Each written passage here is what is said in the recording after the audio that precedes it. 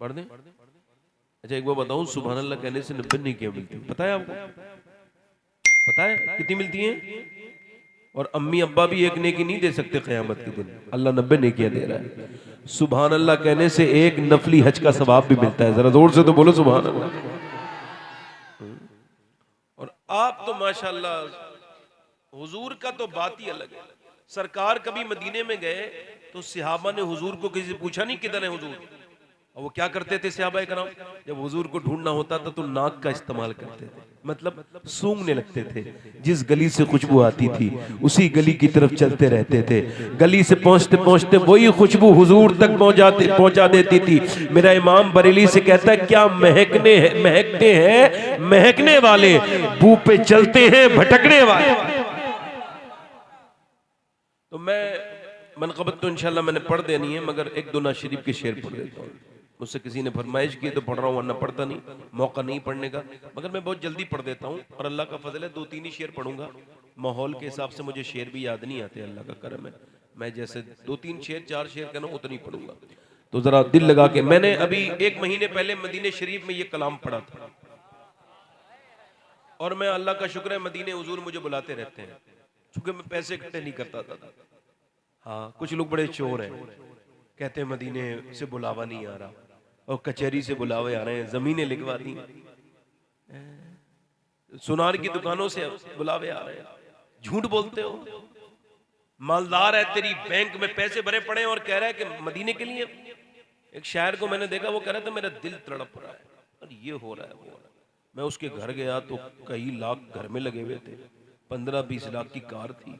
मैं कहा तुम मदीने नहीं गए भी? बोले नहीं। मैं कहा फिर झूठ क्यों बोलते हो? मेंबर पे खड़े होकर तुम्हारा दिल तड़प रहा है, तुम्हें मेंबर ही मिलता है झूठ बोलने के लिए? लगा तड़प तो रहा है। मैं कहा अगर तेरा दिल तड़पता ना तो तू यहाँ नहीं होता, ये कार नहीं खरीदता, पहले मदीना शरीफ जाता, हुजूर की बारगाह का दीदार। हाँ यार, क्या कई लोग मेरी बात बुरा मान के मदीने चले गए। मैं कह रहा हूं आप में से भी कोई बुरा मान जाए मेरी बात, जोर से तो बोलो यार। मुझे अभी एक आदमी मिला था मदीने में, रक्शे वाला, कहने लगा मैं रक्शा चला के मदीने आया हूँ, 12 साल रक्शा चलाया। कहते 10 रुपए 20 रुपए 50 100 रुपए ऐसे रोज जमा करता था। एक टूर वाले से मैंने कहा मुझे ले चलोगे? उसने कहा 60,000 रुपए का टूर है 15 दिन का।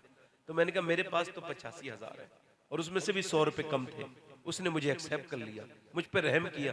मैं अपनी बीबी से बोला मैं मदीने जा रहा हूँ। वो बोली मुझे छोड़ के नहीं जाओगे क्या, मुझे लेके नहीं जाओगे? तो मैं रोने लगा। मैंने कहा तुमको पता है मैं रक्शा चलाता हूँ, बड़ी मुसीबत से पैसे जमा किए थे, अब बताओ तुम्हें कैसे लेके जाऊं? तो वो अंदर गई और जो भी उसके थोड़ा बहुत जेबर था ना, मैके का और मेरे यहाँ का, कहते दोनों लेके आई और बोली इस जेबर को भेज दो, मुझे मदीना दिखा दो, मैं जेबर मेरी कब्र में थोड़ी काम आएगा। ऐसे होते हैं जाने वाले, और नहीं जाने वाले तो मोबाइल खरीदते रहते हैं नए नए, और कहते हैं मदीने से बुलावा नहीं आ रहा। तेरे पास टेलीफोन आएगा क्या मदीने से? मदीने कौन जाता है? मदीने वो जाता है जिसका दिल मदीने में हो। याद रखें, मेरा इमाम जब मदीने गए ना, वे वापस आए तो फिर बरेली में कभी मिले ही नहीं। जिसने भी ढूंढा तो बरेली में नहीं मिले, ना अपने कमरे में मिले, ना अपने हुजरे में मिले, ना रजा मस्जिद में मिले, ना मंजर इस्लाम में मिले। उन्हें जब भी ढूंढा तो यही आवाज आई, हमें ए रजा तेरे दिल का पता चला व मुश्किल दरे रोजा के मुकाबिल वो हमें नजर तो आया, ये ना पूछ कैसा पाया, और जानो दिल होश व खिरत सब तो मदीने पहुंचे, तुम नहीं चलते रजा सारा तो सामान।